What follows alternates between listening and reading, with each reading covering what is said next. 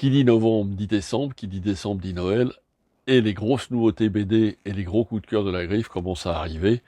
Alors, un petit mois avant la sélection des prix Griffe Noire 2024, je vais vous faire une petite sélection de ce qui vient de paraître et de ce que j'ai aimé dans différents genres.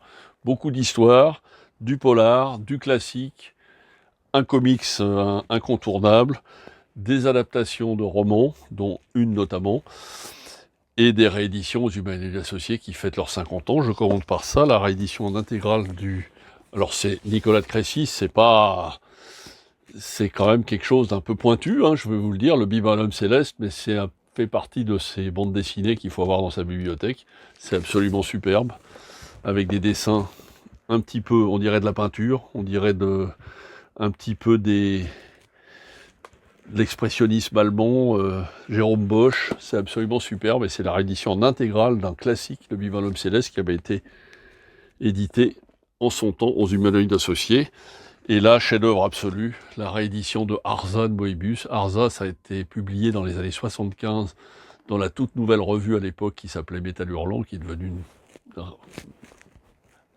la revue culte des années 80, avec peut-être à suivre dans un autre domaine, mais tout ce qui était un petit peu branché et Heroic Fantasy, fantastique, c'était dans Métal Hurlant.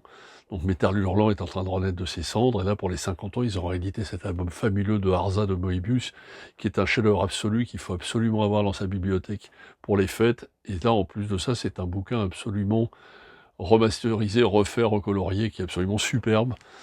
Vraiment un collector à ne pas manquer. Dans le genre policier d'adaptation de romans, nous avons les Morsures de l'ombre, d'après un des grands classiques de Karine Gibel. Et c'est une adaptation en polar qui est, ma foi, assez réussie, aux éditions Phileas, qui est le grand spécialiste en BD de l'adaptation notamment de romans. Karine Gibel, Franck Tilliez, il y a beaucoup de Roger Ellory, beaucoup d'adaptations de polar, de grands classiques du polar qui sont adaptés chez cette maison d'édition, et c'est une belle démarche, et celui-là fait partie des tout bons. Dans le genre classique, un peu rétro, la réédition de 100 Bullets de Brian Azzarello, un chef-d'œuvre absolu chez Urban Comics, 5 volumes. Là, on est entre Breaking Bad, Les Sopranos et Tulsa King, avec la dernière série avec Sylvester Stallone. C'est absolument génial, sublime, une très très belle réédition, des dessins absolument somptueux, un découpage très cinématographique, ça fait partie des grands classiques du comics américain, chef-d'œuvre. Dans le même genre, réédition en un tome de Terre 1 de Batman. Alors Batman, on ne le présente plus, mais ça c'est de la même veine que Silence, Amère Victoire, Un long Halloween. Ça fait partie des 3-4 Batman qu'il faut avoir dans sa bibliothèque. Une réédition qui vient de paraître aujourd'hui en un seul volume. Anna Miralles, elle était connue pour sa fameuse série féminine Jean. Elle nous revient avec une libre adaptation de la vie, une période de la vie d'Ava Gardner dans les années 50. Ava Gardner, une des actrices mythiques des années 50 d'Hollywood, Les Tueurs de Robert Siodmak, son idylle avec Frank Sinatra, c'est vraiment une très très belle biopic, comme on dit maintenant, avec des dessins toujours aussi somptueux de Anna Miralles, ses éditions d'Argo. Très très chouette pour ceux qui aiment bien le polar, les années 50, l'Amérique, les superbes actrices de ces années-là, et les années 50. Le numéro 57 de Spirou, la série classique. Pourquoi j'en parle? Parce que ces dernières années, c'était un petit peu moins bien, cette série classique, parce que maintenant, ils ont fait des one-shots un peu différents et un petit peu à côté, qui sont des fois meilleurs. Là, c'est parce que c'est quand même Schwartz au dessin. Schwartz qui avait fait la fameuse série L'Ingénu, qui va ressortir d'ailleurs cette année en intégrale, ne la loupez pas. Et donc, ça valait le coup de le citer, La Mémoire du Futur, aux éditions Dupuis. Alors là, pour les nostalgiques des années 70, comme moi, qui avait 10 ans quand ils ont découvert la série, c'est une idée absolument géniale. Comanche, c'était la fameuse série Red Dust dans les années 70, pour ceux qui lisaient le journal Tintin, créée par Michel Gregg et Herman. C'était une série mythique, et moi je relis ça toujours avec délectation. J'ai 2 séries mythiques de ces années-là, c'est Comanche et c'est Blueberry. Et là, ils ont eu l'idée de refaire revivre Red Dust au début des années 20, dans un semi-western, puisque c'est quand même les années 20 crépusculaires, où il va partir à la recherche de Comanche, et c'est un peu le lien entre qu'est-il devenu depuis les derniers tomes de Herman des années 70.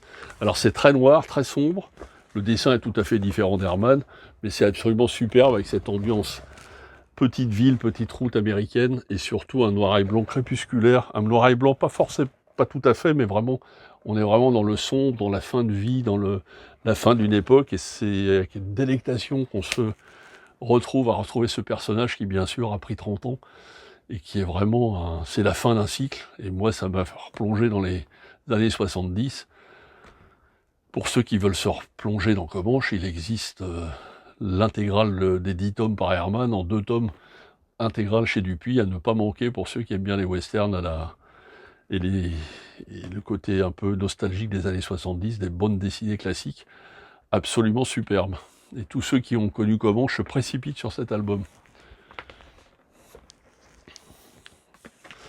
Je continue avec des BD historiques sur la Seconde Guerre mondiale. Il y en a pléthore tous les ans, mais elles sont de plus en plus de qualité. Alors là, une originalité en deux versions.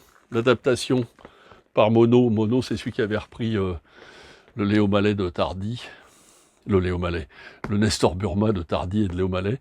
L'Armée des Ombres. Alors vous avez la version couleur ou la version noir et blanc.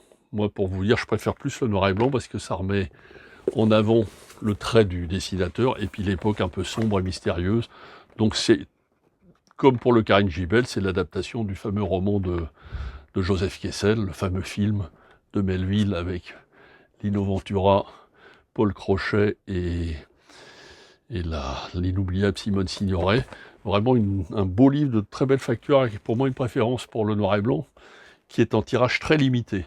En parlant de tirage limité, vient de sortir le tome 2 de RIP. Alors RIP, c'est la fameuse série lancée par la Griffe Noire, enfin pas que, mais qu'on avait vraiment mis en avant à l'époque. C'était une série sur l'histoire des nettoyeurs de scènes de crime, qui est une histoire en 6 tomes. Ils ont fait une réédition un peu spéciale en 2 tomes, avec 3 tomes dans chaque tome, donc ça fait 2 x 3, 6. Donc là, on a la totalité de l'histoire. L'originalité, c'est que c'est un tirage très limité à 1500 exemplaires, qu'il est signé et dédicacé, donc dédicacé par les auteurs. Et plutôt que ce soit une version couleur, c'est une version en noir et jaune, et ça donne une nouvelle façon de découvrir la BD, beaucoup plus noire, beaucoup plus sombre, parce que c'est quand même, on est dans quand même le dur, le cynique et l'ambiance un peu morbide, et je trouve cette version encore presque plus belle que l'ancienne. Dépêchez-vous, 2 volumes, et il n'y en aura pas pour tout le monde, parce qu'il y en a 1000, et le 1 est quasiment épuisé déjà. Donc nous en avons encore quelques-uns, numérotés, dédicacés par les auteurs. Un chef-d'œuvre absolu à se mettre sous le sapin. Dans le domaine des rééditions, vous avez Pineapple Army, enfin réédition pas tout à fait. Urasawa, c'est le fameux auteur de manga qui nous a fait notamment 20th Century Boy et Monster, on ne présente plus. Là, c'est la réédition en intégrale. Il y aura 3 tomes de Pineapple Army, qui est sa première bande dessinée, qui se situe dans les années 80. On se retrouve avec délectation, c'est absolument superbe. Il avait déjà tout son sens narratif qui existait dans ces fameuses séries qui l'ont fait découvrir. Et il était déjà paru en condensé en 1 tome chez Glénat, et là il reparaît en 3 volumes en intégrale. Pineapple Army de Urasawa, qui pour moi est le plus grand dessinateur de manga du monde.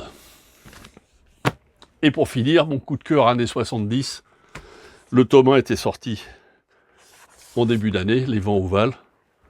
Petite virée années 60, fin de monde, fin des années De Gaulle, dans le milieu de l'Ovalie, dans le sud de la France, avec montée à Paris, 1967, pré-1968, pré-révolutionnaire, si vous voulez.